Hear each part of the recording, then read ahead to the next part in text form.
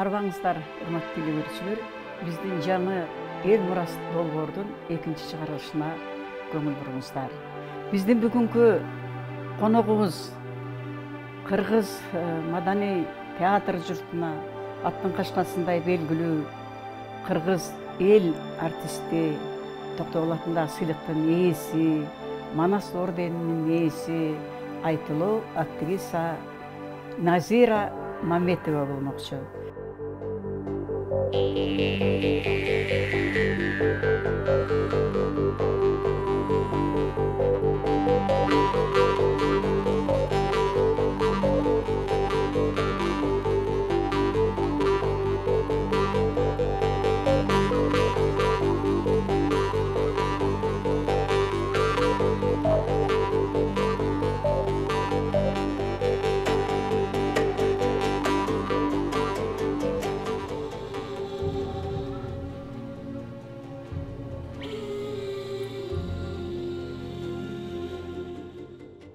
Назира Мамбетова, биздин Маяктөргө куш келипсиз. Рахмат.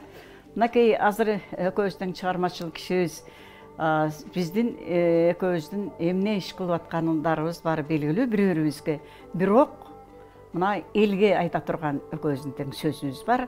Ошондуктан акыркы эле мына 2-3 жылдын ичинде эмне иш жасадыңар, ошону айтып берсең, ошо эмне иш жасаганыңды.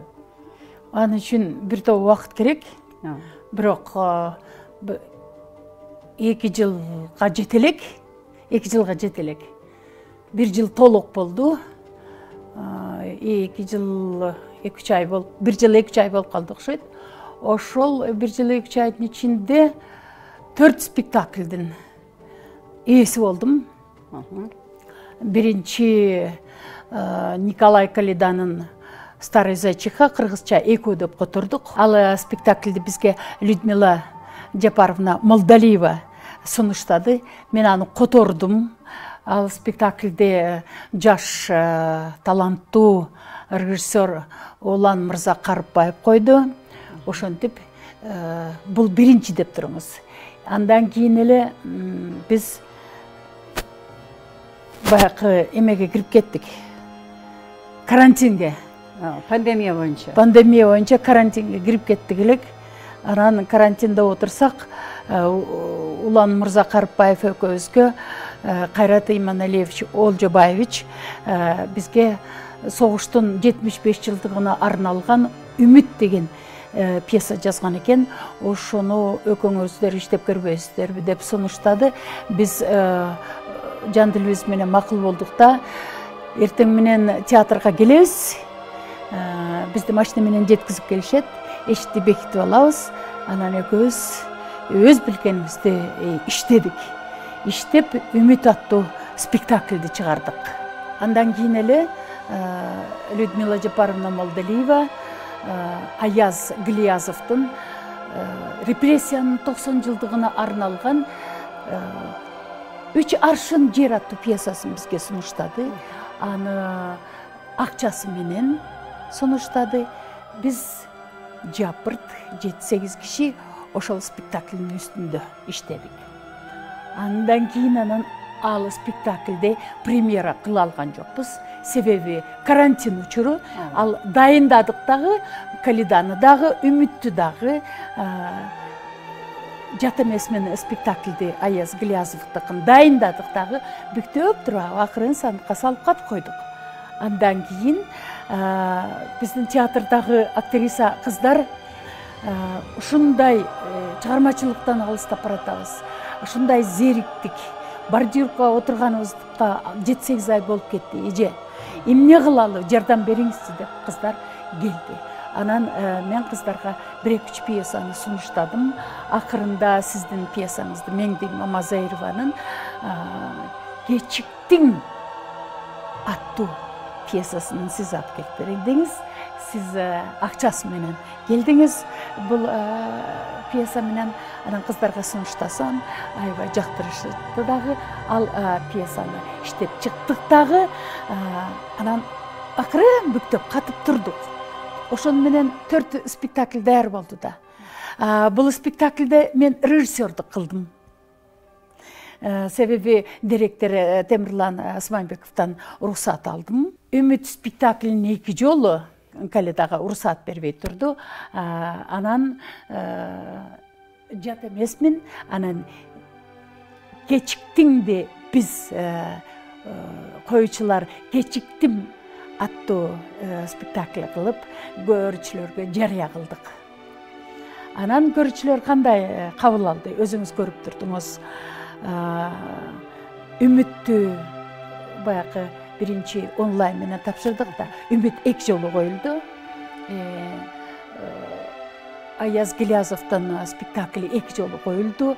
Көрүүчүлөр аябай толтура болуп атты. Көрүүчүлөрдү Людмила Жапаровна өзү уюштурду. Андан кийин кечиктим аттуу спектакльди сиз өзүңүз театрга уюштуруп бердиңиз. Бул чындык нерсени апапа кайтап таза кылып айтыш керек. Өзүңүз уюштуруп бердиңиз 2 күнү.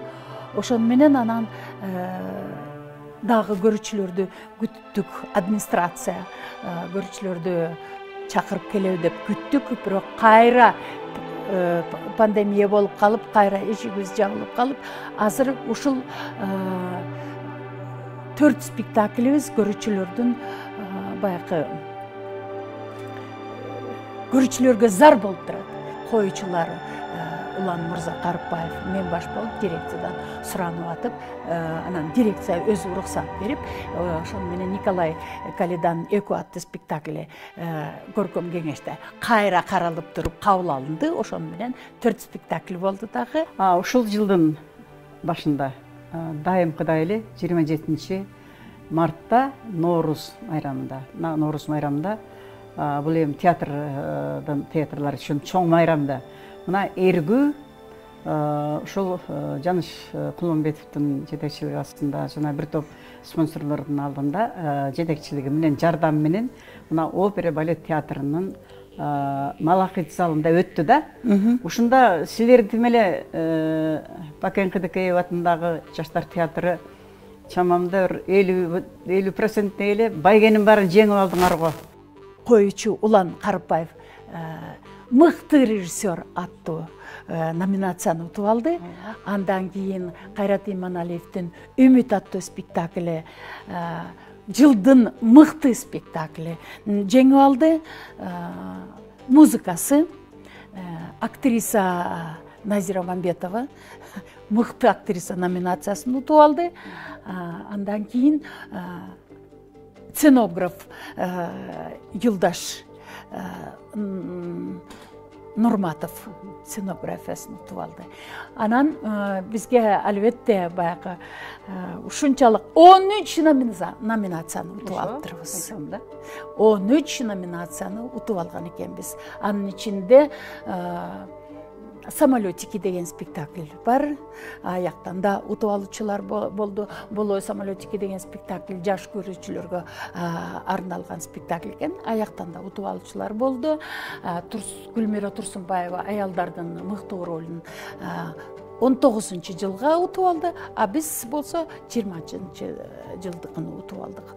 Ошентип баягы кесиптештерибиз, башка театрдагы кесиптештерибиз, ой, баарын эле силер алдыңар го деп аябай суктанышты. Биз аябай иштедик. Анан Жаныш Кулманбетов чоң рахмат. Баягы номинациянын баарын тапшырып бүткөндөн кийин мына Түз театры аябай кызмат кылды пандемия убагында. Ошон үчүн номинациянын көбүн Түз театры утуп алды деп бизди кол чабуулар менен куттукташты. Ошол абдан жакшы болду. Мына ушул пандемия учурунда карантин абдан катуу болду былтырчы. Катуу болду да көп уюмдар, көп ишканалар иштебей токтоп калбадыбы. Бирок силердин ушул жаштар театры сен өзүң айткандай машина менен алып келип, машина менен алып барып туруп, жанагы үмүттү койдуңар. Ооба. Үмүт ошол бир жолу, эки жолу коюлганы менен аябай ошол көрүүчүлөрдүн, ошол эле мезгилдеги эле көрүүчүлөрдүн купулуна толуп, элдер ар кандай өздөрүнүн пикирлерин жанагы интернеттерге жазып атты. Бул деген моноспектакль. Моноспектаклдин ошо башынан аягына чейин 1 саат Назира Мамбетова деген кантип түттү экен деп биз карап отурдук. Анан ошо мен дагы биринчилерден болуп көрдүм. Анан ошондо баягы улуу согуштагы эң бир апаттын мезгилиндеги кыргыз эненин түтүмдүү, чыдамдуу кыргыз эненин жалпыланган образын Мамбетова деген сахнага алып чыгып, элдин баарын ыйлатып, ыраазылыгын билдирип айтып турду. Бул эми жалпылаштырылган жалпы эненин образы абдан жакшы чыкты, жакшы болду. Эми чын-чынына келгенде ушул көп эле ошо карантин маалында колунан жумуш түшүп эле отуруп калды. Биздин республикадагы бир 17-18 театр бар да, ошондо отуруп калышты да. А силер болсо бир жагынан жанагындай буюгуп, буулуп калгандай болуп, анан баягы эшигиңер ачылып кеткендей болуп, аябай эңсеп, ушундай роль ойногонго, эмгек кылганга эңсеп турдуңар эле, абдан жакшы иш кылдыңар. Бул өзү таң каларлык. Бир жылдын ичинде 4 спектакльди чыгаруу, аны элге тартуулоо абдан жакшы нерсе. Эми ошол силердин архивиңерде, архив деп коеюн, сандыгыңарда 4 спектакль даяр. Силер ар кандай жагдайда, ар кандай Кудай мына пандемиядан сактаса, бар жокко барып, гастролдорго барып, эмне кылсаңар дагы боло берет экен да. Анан эми жакында эле силер ушул үмүт менен Астанага барып келдиңер. Ошол жөнүндө айтып бербейсиңби? Эми мындайда мендече бул эненин образы, бул дегиле бүткүл дүйнөдөгү алааматтагы аялдын образы. Бир эле атай мекендик согушта эмес. Дегиле алаамат, жер үстүндө алаамат болуп аткандагы аялдын образы экен да. Анан муну алып чыгыш оңойго турган жок. Биз Улан Мырза Карыпбаев экөөбүз эшикти бекитип алып, тиягынан да издедик, биягынан да издедик. Ошол Кайрат Иманалиев бул пьесаны жазып алгандан кийин Улан Мырза Карыпбаев менен кеңешиптир да. Кайсы актрисага берели деп, анан тиги актрисаны, бул актрисаны сунуштап, анан Улан Карыпбаев айтыптыр. Ошол Назириче Толгонайда ойносом деген үмүтү бар экен. Ошол тилегине жетпей жүрген экен. Ошол эжеге берип көрөлү деген экен. Анан Кайрат Мырза ага макул болуп, анан мага ыйгарылып калды да. Анан бирок сүйүнүп аларын алып алгандан кийин пьеса өзү 8 эле бет экен. 8 беттин ичинде 88-99 толгоо бар экен. Бир сыйра окудук. Бир сыйра окугандан кийин мен нес болуп эле отуруп калдым. Бу кандай болот, кандай кылабыз деп. Андан кийин анан ойлонуп баягы башталып калгандан кийин ой уланып кете берет экен. Биз деген бул эненин тагдыры жөнүндө көп чыгарма окудук, көп кинолорду көрдүк. Эненин тагдыры мен баланча жашка келгенден кийин эне деген ким экенин жан дүйнө менен сезем да, билем да. Кандай учурда эненин жан дүйнөгө сыздап турат. Билип калдым да. Анча-мынча. Анан издендик. Тиягын тигиндей кылдык, биягын мындай кылдык. Анан бир 10 күндөн кийин Кайрат Мырза келди да, мен көрөйүнчү деди. Ой, кантип көрөсүз? Эчтеке буш элек, эчтеке өлүк. Жок, көрөмүн деди. Анан баягы репетиция кылып атып, анан казан менен болгон сценасын таштап кетиптирмин. Эже, жана казан менен болгон сценаңызды таштап. Эмчиң элек да, Кайрат Мырза дедим. Андан кийин анан бир 15 күндөн кийин, 20 күндөн кийин келди. Келгенден кийин Кайрат Мырзаны карасам, кабак кашы ачылып, ушундай бир сүйүнүп калды да. Аябай жакшы деңгээлге жетип калыптырсыңар деп. Андан кийин биз экстренный комиссияга тапшырдык. Экстренный комиссияга тапшыргандан кийин анан бир добуштан ушундай жакшы кабыл алышты. Анан жакында эле үйдө турсам, Кайрат Олжобаевичтен звонок келди. Эже, Астанада ушундай фестиваль болот экен, барып келбейсизби деп. Ой, жан дилим менен барам деп. Анан бияктан Улан Мырза менен репетиция кылдык, анан жөнөдүк. Бирок билет да болбой атып, эптеп бардык, жеттик, бирок 1-2 спектакльди көрдүк. Анан эмнегедир эле Улан мырза режиссер актерский жагынан утуп алабыз деп уверенный жүрөт да, анан кантип уверенный болуп атат деп ичимен ойлоп коем. Анан баргандан кийин Кудай жалгап бир күн түштөн кийин сахнаны бошотуп берди. Эми ушундай шумдуктудай мамлекет театр салып берген экен. Бир четинен ичим күйдү, бир четинен кубандым, бир четинен ушул сахнага мен чыгып ойноймунбу деп. Эми ушундук кеңири бүт жаңы техника менен жабдууланган театр. Ушу жерде мен ойноймунбу деп бир четинен ичимден кубандым, бир четинен үнүм жетеби жетпейби, аябай чоң театр экен. Үнүм жетеби жетпейби. Биздин театр эми 100 кишилик, 100 орундуу, кичинекей эле. Анан баягы пристан биздики 6 метр. Улан 6 метр пристан койсок, анда көрүк жок болуп калат. 12 метр пристан койду. 12 метр.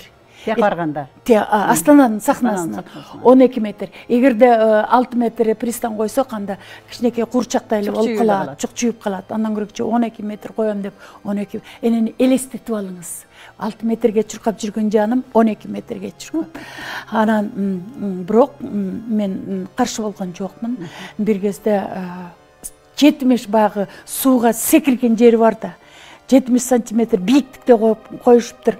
Ай, ойлонгулачы, мен секире аламбы деп барып, чуркап барып эле секирсем, кадимкидей секирип кеттим. Болбой эле жок деп анан 60 сантиметрге түшүрүштү.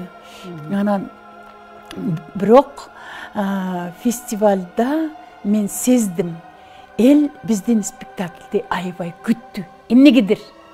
Балким сөз кеткенби, аябай күттү да. Биз сиздин спектакльге сөз келебиз деп баягы тияк-бияктан келген, областтан келген, Өзбекстандан келиптир. Өзбекстандын театры бир 30 кишидей келген экен.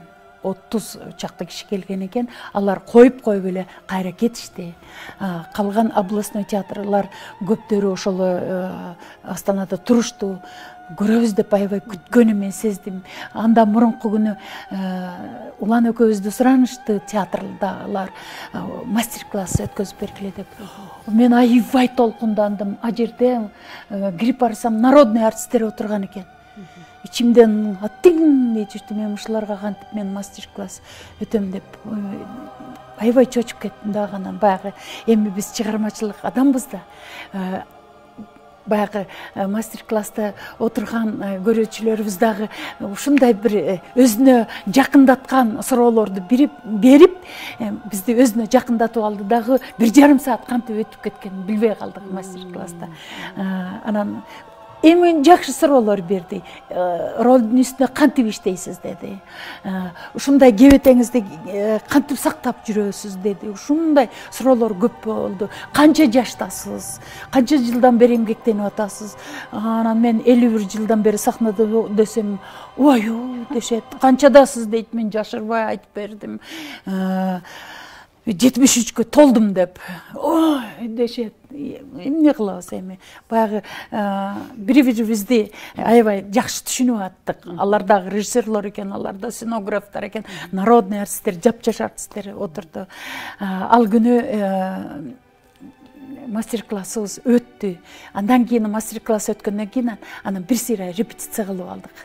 Эми элестетсеңиз, 6 метрге чуркап жүргөн жаным 12 метр. Меле чымын куюн. Анан спектакль башталды. Башталгандан кийин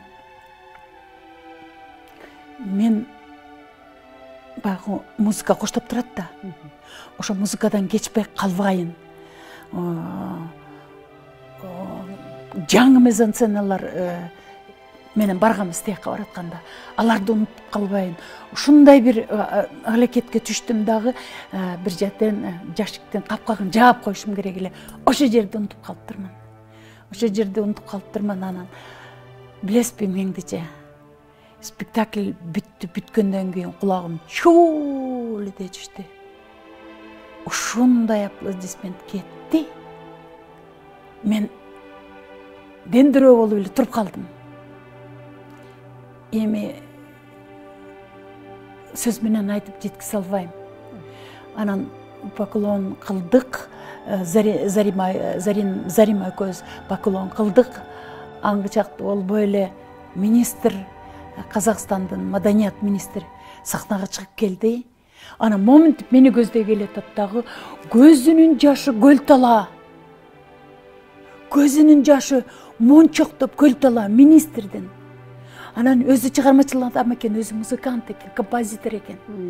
Анан баягы ишин көрүп, мен өзүмдү өзүм жоготуп койдум.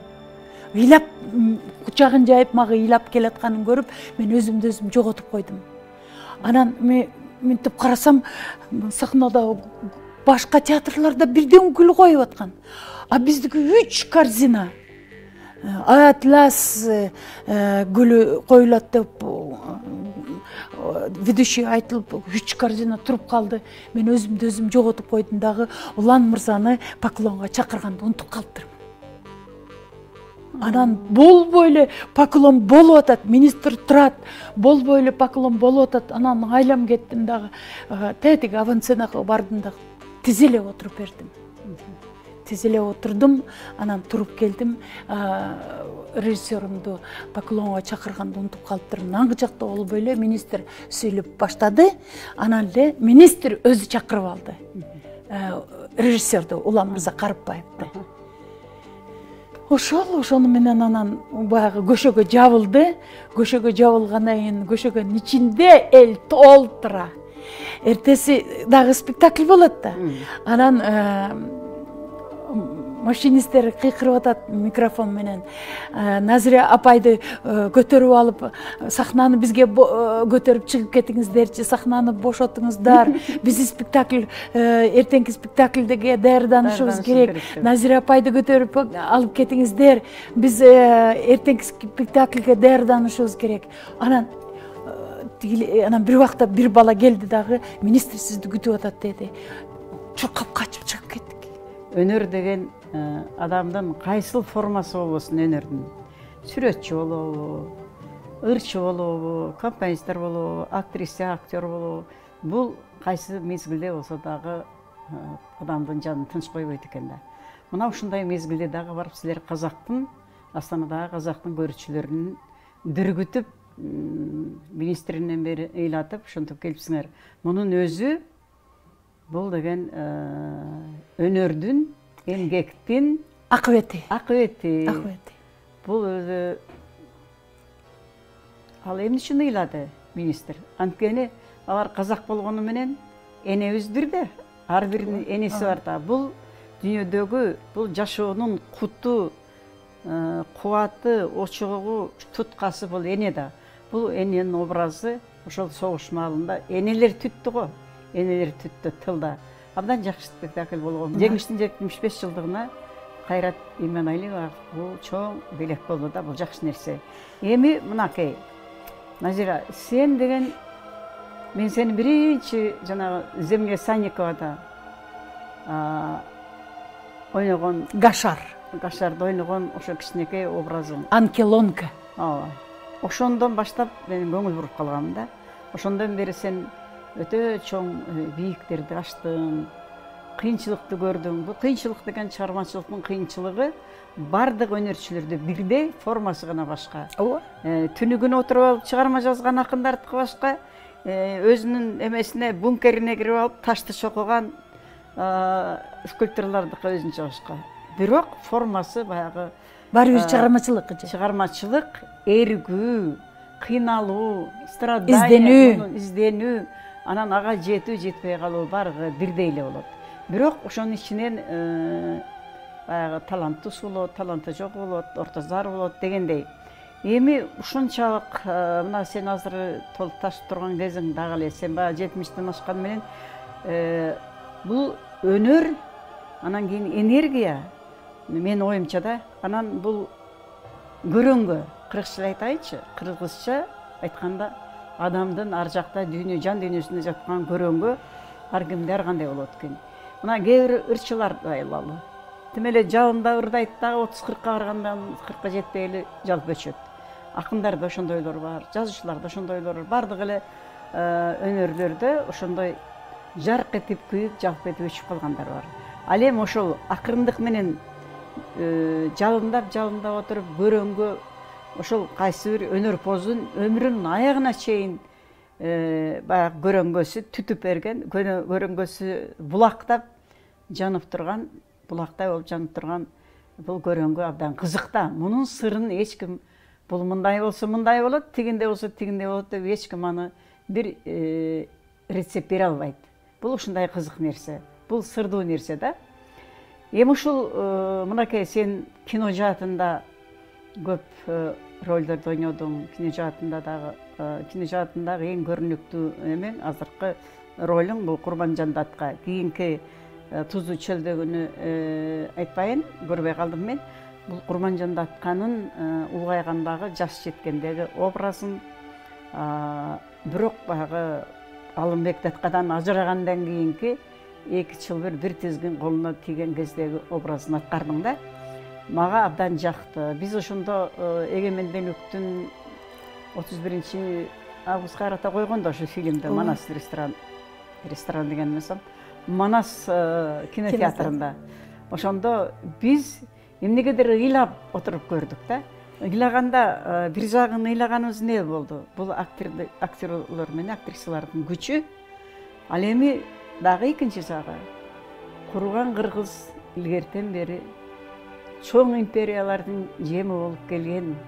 Ушул азыр эгемендик келгенде дагы биз өзүбүздүн эгемендигибизге, эркиндигибизге толук ээ боло албай атабыз деп ыйлаган болду да, ар ким ар кандай ыйлады да. Эми ушунчалык даражага жеткен мынакей республиканын эл артисти болуш да оңой эмес. Жана башка Токтогул сыйлыгынын ээси болуш да оңой эмес. Биздин ыйык Манас атабыздын атындагы орденге жетиш да оңой эмес. Аны да жөндөн эле бере бербейт. Мындай ыйык ордендерди жанагындай жеңичинен тигиндей мындай кылып берүүгө да болбойт. Ушулардын баарынын ээси сен ушул даражага жеттиң. Сен башатыңды ойлоп көрбөйсүңбү? Сен каяктан Назира Мамбетова болуп эле чакчайып эле, жаркырап эле чыга калдың? Башатты карабайлы, сен кандай бул өнөргө кантип келгенге аракет кылдың? Кандай болуп келип калдың? Ушул жөнүндө бир кыскача болсо да аңгеме салып берчи. Бул чыгармачылык деген аябай татаал экен. Билбейм, актрисалар үчүн аябай татаал жол.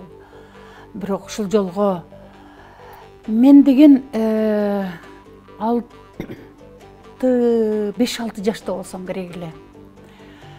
Сыкөл областындагы Жетек Үз району Тамга деген айылда чабандын үй бүлөсүндө төрөлгөм. Анан күндөрдүн биринде жылдардын бир жылдарында жайлоо дүрбөп калды. Жайлоо дүрбөп калып эле оюн келет экен деп калды. Анан ушул сыяктуу бир гүлдүү көйнөгүм бар. Анан чачым ушундай бир тармал. Анан жылтырак туфлиим бар эле. Жылтырак мындай күнгө жылтылдачы. Азыр эстесем көлөч экен. Көлөч жылтылда. Лакированный сыяктуу. Жылтылдап анан чачым тармал. Анан бир убакта вертолет учуп келди.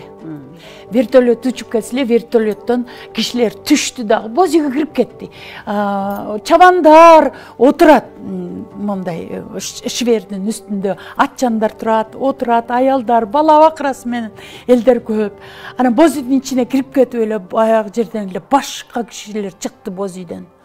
Ушундай кооз кийинген, өкү тебетте тагынган, кооз курбайланган, камчы көтөргөн кишилер эле кирип чыгып эле темасын билбейм, түшүнбөйм. Азыр эстесем, Казакстандан артисттер келиптир дагы энлик кебекти коюшкан экен. Азыр эстесем. Энлик деген эсимде, энлик деп кыйкырып, ыйлап, бир шумдук болгон да. анан баягы боз үйдүн ичинен кирип чыгып анан ырдашкан, домбура чертишкен, анан баягы боз үйдүн ичине кайра кирип кетишти. Башка кишилер тизилип барып вертолетко түшүп, анан вертолеттун шамалы тим эле чөптөрдүн баарын жапырып атат. Анан адамдар вертолетко түшүп кетип калды. Мен болсо ошол вертолетту шама чачым тим эле ошо дүрбөп атат. Алыска чейин пропеллердин эмеси канаты алыска чейин шамал урат турбайбы? Анан калып калдым. Анан көпкө чейин ошол көрүнүш менен жашап жүрдүм. Ошол кооз кийинген кишилерди элестетип алам, үкү топу кийген кишилерди, кыздарды элестетип алам. Ошол жашоо менен көпкө чейин жашап жүрдүм. Анан мен дагы карагайлардын арасынан ошентип эндекебек болуп чуркап жүрдүм. Андан кийин анан окуп жүргөн кезимде оперный театр Барскон менен Тамганын ортосунда бир кашат бар, чоң суу. Ошол суунун жээгинде Айчүрөк спектаклин коюшту. Анан шатыра тигишти. Шатыранын ичинен кооз кийинген кишилер эмне жөнүндө болуп аткан Кудаяк. Мен билем опера экенин, анан Айчүрөк экенин билем. Окуя эмне жөнүндө болуп атканын билбейм. Ошол кооз кийинип алып, ырдашып, шатыранын ичинде боз үй эмес, шатыра болчу. Боз үйдүн ичинен кирип чыгып тим эле ушундай кооздук. Анан ошол жашоо менен дагы бир топ ай, бир топ жашап жүрдүм. Андан кийин анан бир убакта Фатима деген кино келди. Билбейм, итальянский кино эле, испанский кино эле, Фатима. Анан андагы чачы тармал, ушундай кара тору, мындай чачы ушундай келген чачы тармал. Анан ошол кыз жүрүп анан жиндүү болуп кетти. Жиндүү болуп анан арыктарга жабышат, чөптүн арасына жабышат. Анан мен ошол жашоо менен жашадым. Фатима болуп жүрдүм көпкө чейин. Чачым тармалды. Анан Фатима болуп жүрдүм. Ошентип анан бир убакта тестер болуп калгандан кийин анан Кыргыз драм театры спектакль коюп келет, Нарын театры спектакль коюп келет, Ысык көл. Анан ошолор мени ээрчитип кетти. Көңүлүмдү ээрчитип кетти. Анан ошондон улам анан артист анан музыкальный педагогический училищеге тапшырдым. Жерден 8 ай окудум. Анан Москвага театральный институтка набор болот деген кабарды угуп, ошол жака келип тапшырып, биринчи турдан өтүп кеттим. 5 жыл окудум. Мен ошондо Айылга концертке келгенде, ошол тиги Эндекебекти көргөндө, Айчүрөктү көргөндө, Фатиманы көргөндө, айылга концертке мен издет элем. Бу кайсы каяктан келишти булар, кайсы жомоктон чыгып келип атат. Мен да ошол жомокко баргым келет эле, ошол жомокко киргим келет эле. Аябай изденип жүрүп анан ошентип таап алып, анан Москвадан 5 жыл окуп кетти. Анан кайра келдим да, анан мен дагы ошол жомоктун ичинде жашап жүрөм. Бирок бул чыгармачылык аябай түйшүктүү экен. Мынчалык түйшүктүү экенин билген эмесмин. Мына бир пандемия чыгармачыл адамдарга пандемия бизди токтотуп койсо, ушундай кыйналдык. Кыйналып атабыз, кыйналып жүрөбүз. Биздин сагынычыбыз көрүүчүлөр. Биз көрүүчүлөр үчүн эмгек кылабыз же. Сиз деле окуучулар үчүн китеп жазасыз да. Биз да көрүүчүлөр үчүн спектакль коебуз да. Азыр көрүүчүлөргө ушундай өксүп, көрүүчүлөрдү сагынып жүргөн кезибиз. Ошо бир бекеринен айткан эмес бир кызыбыз. Пандемияда отуруп калдым. Ой, бордюрда отурам эже. Чыгармачыл адамдардын ар бир мүнөтү, ар бир сааты кымбат экен да. Анан ушунча баланча жашка келип алгандан кийин роль деген эмне, образ деген эмне, чыгармачылык эмне деп түшүнүп алгандан кийин ошону кайра элге тартуулаш керек экен, бериш керек экен. Мына азыр мен жаштар менен көп иштеп жүрөм эже. Өзүңүз билесиз, Чыңгыз Айтматовдун 90 жылдыгына жаштарды ээрчитип алып, жаш художник, жаш режиссер, жаш актерлорду ээрчитип алып, Чыңгыз Айтматовдун 90 жылдыгына арнап Жамиле спектаклин коюп, Пекинге чейин барып келдик. Бияк Азербайжанга болдук. Спектакль болсо жакшы номинацияны, музыкасын болсо Мурат Бегалиевич жазып берди. Эми музыкасы шумдук, сценографиясы шумдук болгон артисттер болсо Чыңгыз Айтматовдун премиясына татыктуу болду. маданияттын мыкты кызматкерлери болду, мен менен иштеген актерлор. Мен азыркы чыгармачылыгымды жаштарга калтыргым келет. Жаштарга бергим келет. Ошол жерден суроо берип коеюн, жанагы сен айтып атканыма. Сен деген өзүңдүн күндөлүк ишин, актрисалык, ошондой эле кээде көп чыгармаларга режиссер болуп калдың да, продюсер да болуп келип атасың. Бирок андан башка дагы сен жаштарды тарбиялап атасың. Ошонун өзү мына менин көз алдымда болду го, Чыңгыз Айтматовдун Жамилясын сен башка нуктан көрүп башкача жасадың. Ооба. Болду, жанагы ошону санага жооп болот.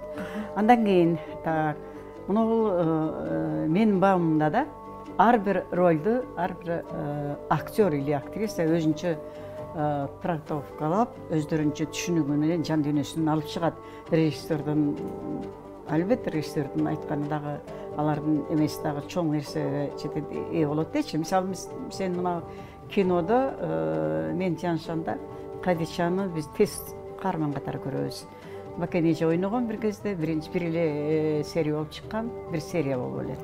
Ошондон сен жанагы мен Тяншан дегенде 2 серия болду, Ошо 2 серияда сен Кадичанын образын өтө башкача нукта ойнодуң да. Башка. Ошол жөнүндө айтып берсең. Бала кезимде деле, институтта окуп жүргөндө деле киного тартылып калам деп ойлогон эмесмин. Буйрук менен анан ошо киного тартып калдым. Биринчи кино бул Атария Салянинин «Жил певческий дрозд» дегенде бир эпизод ойногом. Гастролирует этип жүргөн оперный певица эпизод. Андан кийин эле ошо мен Тяншанда Кадича болуп калды. Эми көрүүчүлөр эмнегедир Кадичаны терс образ катары кабыл алат да, тиги Аселден бузуп кетти деп. Бузукку катар кабыл алат да. Анан мен жантылашып айтам да, чыгарманы окусаңыздар, Асел менен, Ильяз менен Кадича Аселге чейин жолугушуп жүргөн. Чындыгында Кадичанын көңүлү Ильязда болчу. Ал Кадича эмне сүйүүгө укугу жокпу? Жашоого укугу жокпу? Ал деле өзүнүн тагдырын менен күрөшүп атат да. Сүйдү Ильязды, анан ошо сүйүү менен жашагысы келип атат да деп көрүүчүлөргө айтам. Ошондон кийин анан түшүнүп калышат да. Бул бир деп коюңуз. Мен айткандан кийин анан күлүп деп калышат да. Мен кээде терс каарман аркылуу маган кыр көрсөткөн көрүүчүлөр деле болду. Мен аларга түшүндүргөнгө аракет кылып жүрдүм. Анан Бауреке Курманжан Датка жөнүндө кеп кылып калдыңыз. Курманжан Датканы деле эмне үчүн өлүмгө тике кара деген сөздү айтпай койду? Ушул эң маанилүү сөз болчу деп айтышат да. Бул мен мындай деп жооп берем. Бул көркөм чыгарма. Төлөгөн Касымбеков агай ошо Курманжан Датканы келкелди жазып атканда, Курманжан Датка апабыз жөнүндө өлүмгө тике кара деген баласына кайрат берип аткан сөз бул Төлөгөн Касымбеков агайга тиешелүү. Себеби биз каяктан билебиз? Курманжан Датка энебиз ушул сөздү айтты беле, айтпады беле. Бирок тасмада Садык мырза башкача чечти да. Эне бала көз аркылуу түшүнүү, көз караш аркылуу түшүнүшүп атат да. Садык мырза мынтип айтат. Атасы Датка, энеси Датка. Эки Датканын ортосундагы бала чимкиригин чубалтып, көз жашын коюлтуп турса, анда кыргыздын духу каякта? Ата-энесинин духу түшөт. Бул тасмада кыргыздын духу күчтүү. Ушундай башкача майда деталдар менен режиссер Садык мырза өзүнүн көркөм менен кыргыздын духун көтөргөн тасма болгон. Бирок ушунчалык сындады элибиз, журтубуз сындады. Темеле андай эмес, мындай ушу бүгүнкү күнгө чейин сындап келет. Бирок Садык мырзанын көркөмүнө мен 100 эсе кошулам. ал өзүнчө көркөм чыгарма жараткан. Чет мемлекеттерде аябай жакшы кабыл алып атат. Кыргыздын духу, кыргыздын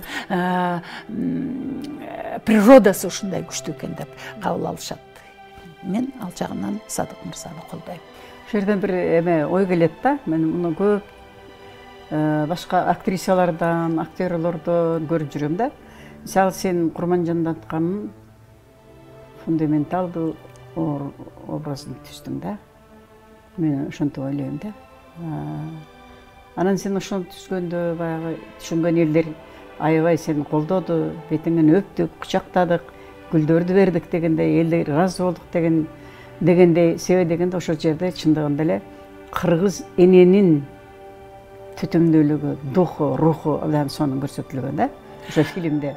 Бул датка энебиз воин эмес. Бул акылман эне. Эл үчүн жанын берген, баласы үчүн жанын берген. Мен ушул роль тасмадан кийин эл үчүн баласынын жанын берген эне жөнүндө чыгарма жок экен. Ошол эл үчүн баласын курмандыкка чалган эне кыргыз эне экен. Ошол мен дагы эч кандай тарыхтан дагы, көркөм чыгармадан дагы мындай энени окуган эмесмин. Бул биздин кыргыз энеде гана ушундай болду да. Ошондуктан ушундай образды түзүп, анан сен өзүңдү кандай сездиң? Сен ошол элдин энесинин, кыргыз энесинин духун, бул башкача да жанагы Кайрат Иманалиевдин үмүтүндөгү эне ал башка эне. Башка эне. Ал эми бул болсо, бул деген бүтүндөй бир улуттун энеси болуп атпайбы? Ошондой образды түздүң, элдин баардыгы сага рахмат айтышты, суктанышты, нетти. Анан өзүң канаат алып, бир көпкө чейин мындай бир сүйүнүп жүргөн болобу? Ушундай мезгил болдубу? Мен чыгарманын үстүндө иштеп аткандай же, чыгарма чыгып бүткөндөн кийин деле мен өзүмдүн сүйүнүчүм өзүмө керегим эмес. Мен элдин сүйүнүчүн күтөм. Элдин баасын күтөм. Анан мен ушул Курманжандатка тасма чыгар алдында өзүмө ушундай сөз бердим да. Назира, ар бир көрүүчүгө жагыш оңой эмес. Ар бир көрүүчүнүн ар башка пикири бар. Жаманына да макул бололу, жакшысына да макул бололу. Себеби бул тасма уже тартылып калды. Бирөө жакшы айтат, ага да күнөөлүү, бирөө жаман айтат, буга да күнөөлүү. Өзүм ошол токтоолукка чакырдым да. Анан менин эмкегим эл үчүн. Мейли жаман болсо эл жаман десин. Жакшы болсо эл жакшы десин. Жакшы жагына да кубанам. Ушул азыр казак эли которуп алды бул тасманы. Түрк эли которуп алды өзүнүн тилинде. Азыр Кытай эли которуп атат өзүнүн тилине. Демек бул тасманы биз оператор, актерлор, режиссерлор баарыбыз бир чыгармачыл топ бул тасманы жараткан экенбиз деп мен өзүм топук кылам да. Кээ бир ойногон ролдоруң бул ошол көргөзмө катары, ана кийинге өсүп келеткен жаштарга мурас катары калыш керек да. Мен бир нерсени айтайын. Мырзагапаровдун бир пьесасы бар да. Кожо жаш жөнүндө. Ошондогу сенин кичинекей образың бар, ролуң бар дейм да. Ошол ролду ойногондо сен башка тасылып турат. Кожо жаш. Зулайка ага шаты жасап чыгып, анан аны куткарып алыш керек. Ал эч качан куткарбайт, куткарып да ала албайт. Андай болбосо трагедия болбой калбайбы? Анан ошо трагедиянын билебиз баарыбыз, сюжетин билебиз. Бирок сен ойноп келгенде, мисалы силер анда Ош Кыргыз драма театры, областтык театрда күчтүү театр элеңер. Ошо сен ойноп келгенде мен бир гана жолу көрдүм. Себеби дегенде Оштун драма театры келет десе, биз Фрунзе шаарында, Фрунзе шаарынын көрүүчүлөрү жапырт келет элек, көрөлүчү деп. Себеби дегенде силердин атагыңар чыгып, ошондой бир 2-3 артисттердин кыйын болуп жүзүңөр көрүнүп калганда, ошондон анан мен барып көрдүм да, көргөндө ошол сенин жасап атканың баягы эме кылып жиптерди байлап жанагы немени шатыны жасап чоң үмүт менен сени тиякта үмүт кылып күтүп отурат. ошол эч качан жетпейт, Зулайка куткарып албайт. Бирок ошондогу үмүт, Зулайканын жасаган эмгеги мен эсимде калып калганда, ошондо мен сени сүйүп калганмын. Сүйүп калган деген мынандай да, бул өнөрүнө жараша, ар бир актрисанын, ырчынын дареметине жараша сүйүп калчу көрөрмандар ошентип сүйүп калат. Ал эми ошол силердин эмеңерден, теги театрдагы ойногон Байтөбөтовдөн жана Венецианшандагы ошону аябай жакшы көрүп, анан да мен тааныбайм. Ошо автобустун арасына кирип келди да. Анан мен бир инилерим кирип келгенде эле барып учурашкан атам. Анан жакындаганда, ой, бул актер эмес, мен тааныбайт да мен деп анан кайра артыма кайтып кеттим. Кийин айтсам күлүлөттү. Анан ошондой эле жанагы Кара көздө Каниметованын Ашмачынын ролун ойногону комический мага аябай жакканда.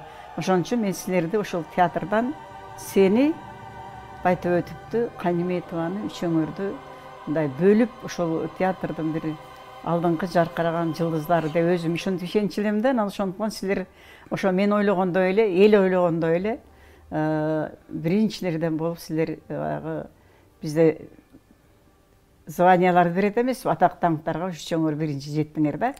Мунун өзү дагы бир кызык экен. Эми азыр мен кинону дагы, театрды дагы аралаштырып эле сүйлөп атам, сурап атам. Себеби анын бардыгынын ээси сенсиң да, ошону жасаган сенсиң да. Да, мына Бекей эстен кетпей калды да, мен эмемде, көңүлүмдө. Баягы Акка менен кино тартылып бүттү.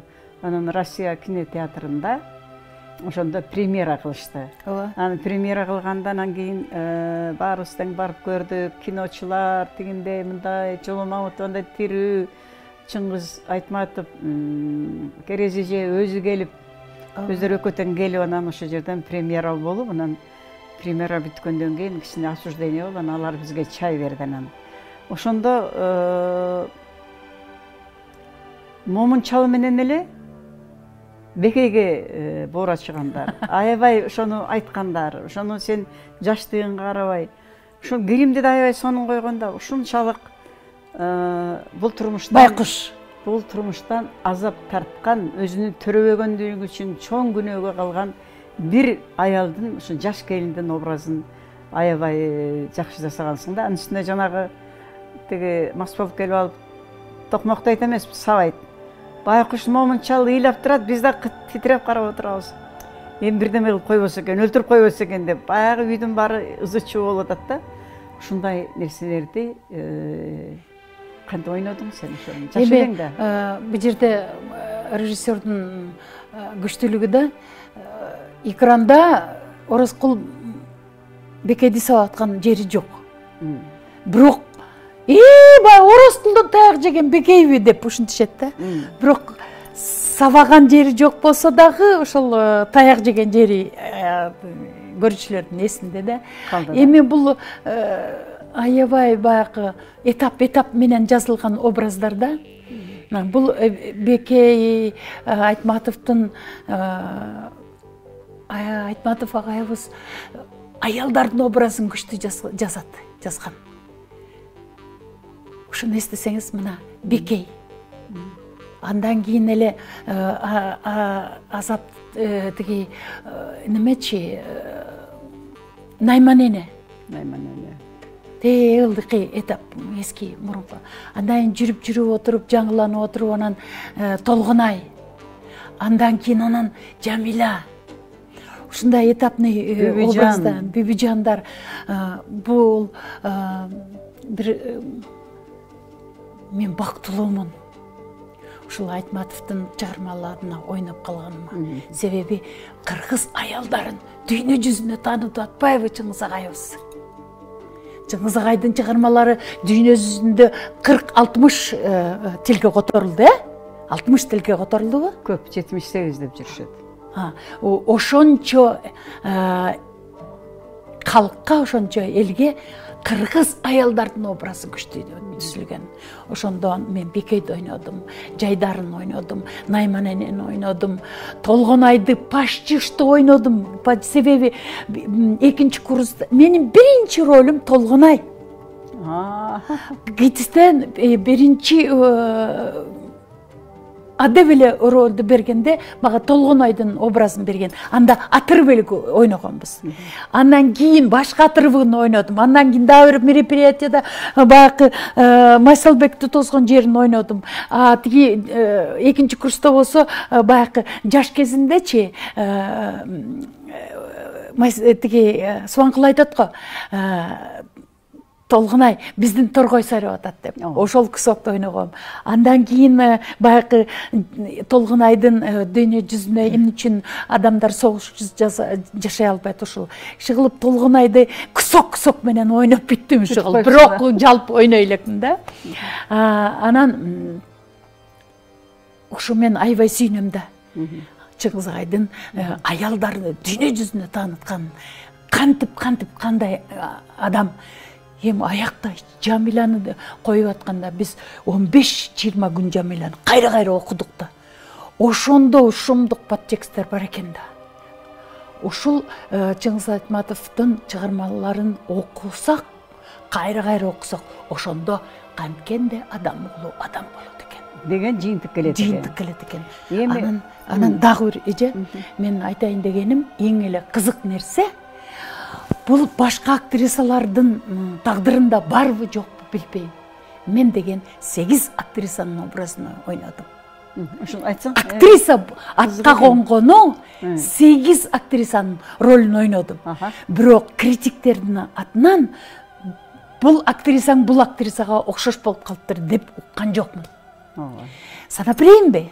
Эң эле биринчи Чеховдун Аркадина деген актрисасын ойнодум. Андан кийин Мырзагапаровдун Айганыш деген Туздуу чөлдө актрисасын ойнодум. Андан кийин Жаныш Кулманбетовдун Талант тагдырда Бакен Кытыкеева деген актрисаны ойнодум. Андан кийин Султан Акимович Раевдин Суфлер аттуу спектаклинде актрисанын суфлердун ролун ойнодум. Бул Лондонго чейин барып, лучший спектакль, лучший женский роль деген номинацияларды утуп келди, 4 болдубу. Андан кийин Меңди Мамазаированын Актриса деген спектакльди мага арнап жазды. Аны ойнодум. Султан Акимович да мага арнап жазган. Андан кийин Мырзагапаровдун тиги Туздуу тала деген Айганышты Туздуу чөлдү Туздуу тала деп фильм жасашты. Телефильм жасашты. Аны ойнодум. Андан кийин Николай Калиданын Экөө деген спектаклинде актрисаны ойнодум. 7-8 актрисанын образын ойнодум. Бирок бири-бирине окшоду деп мына Жаныш Кулманбетовдон күтөм да. Бул актрисаң тиги актрисага окшоп калыптыр деп айтабы деп.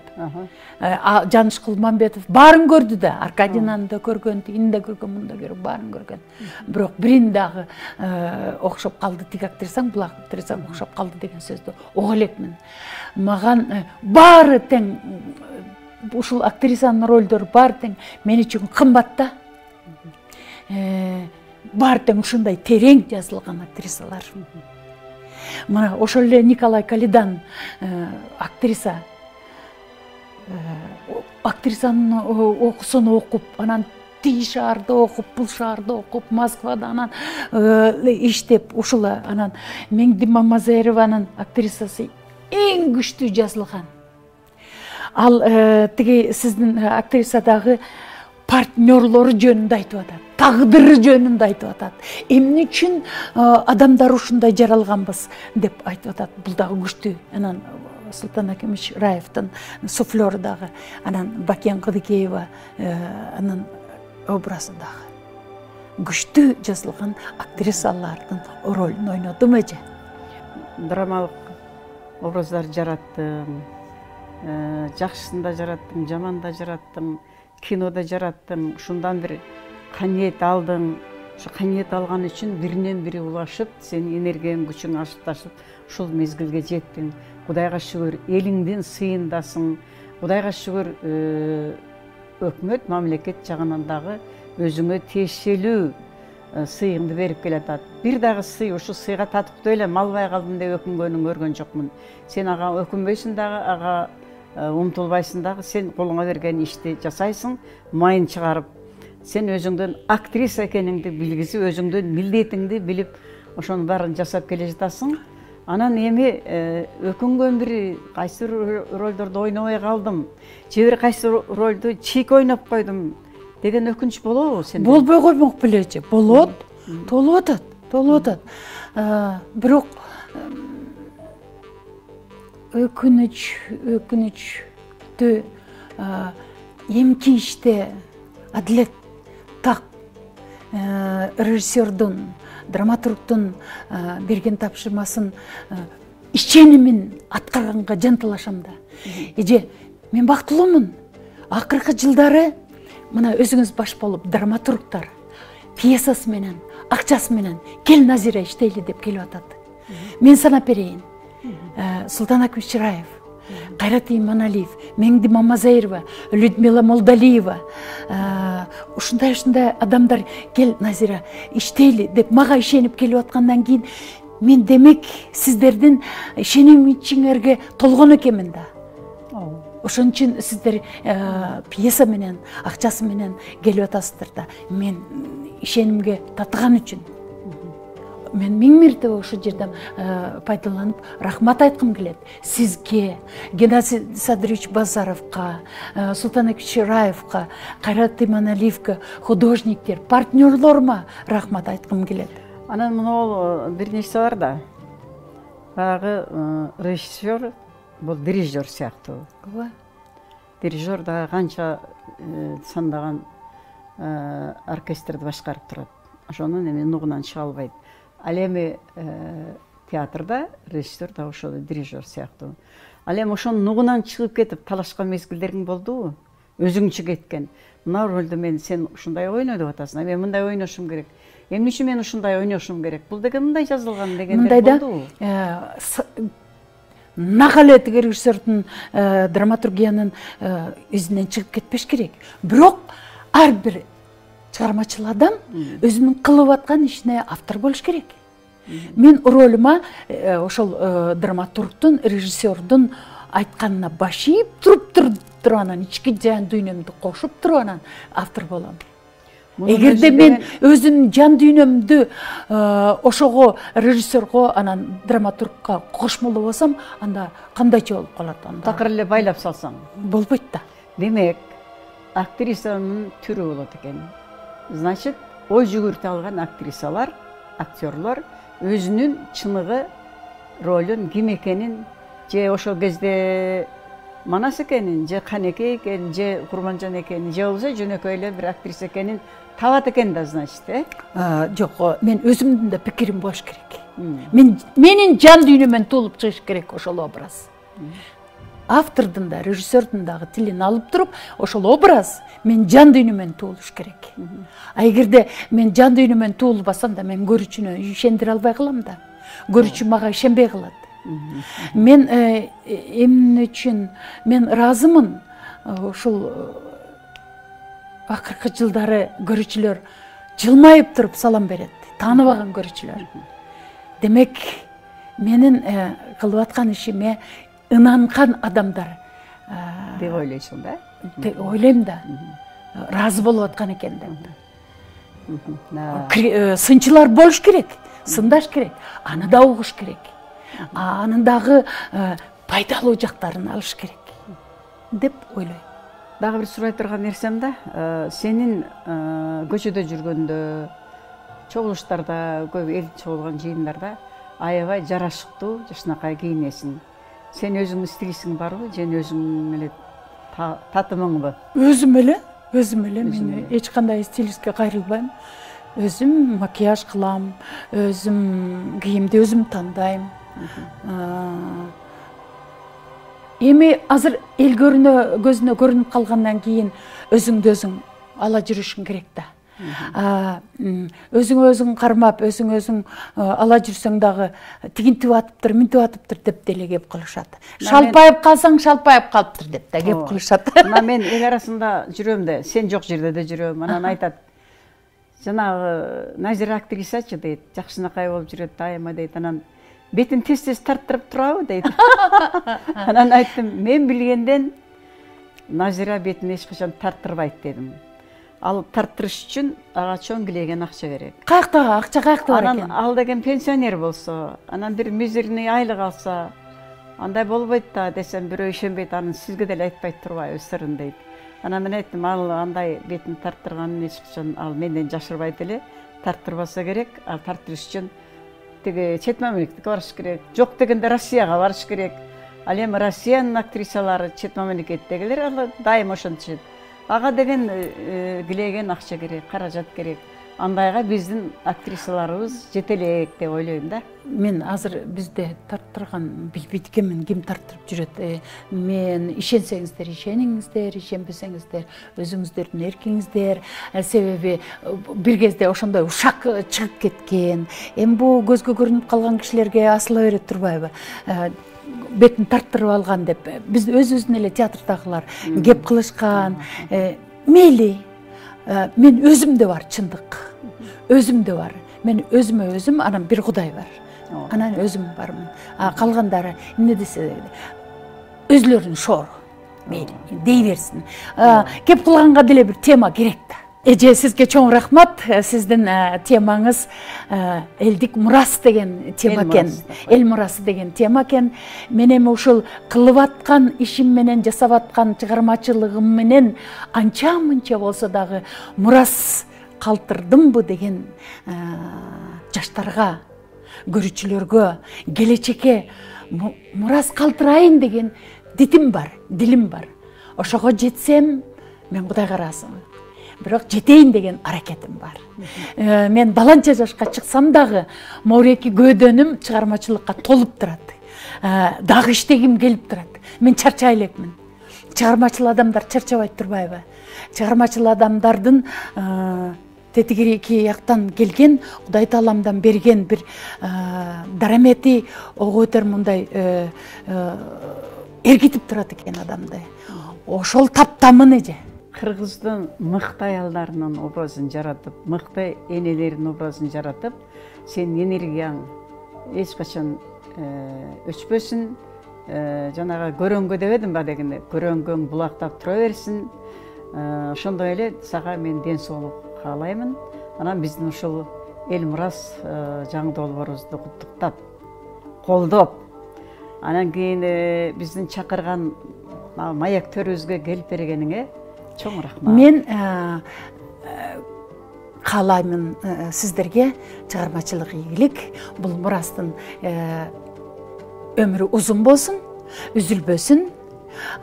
Үзүлбөш үчүн чыгармачыл адамдарды мейли медицина болсун, мейли ар тараптан ушул сиздердин экраныңыздарда адамдар келип туруп, жан дүйнөсү менен сиздер менен бөлүшүп турсун. Урматтуу телегөрүүчүлөр, ушуну менен биз жаңы эл мурас долбоорубуздун экинчи чыгарылышын аяктадык. Кайрадан экрандан көрүшкөнчө аман болуңуздар.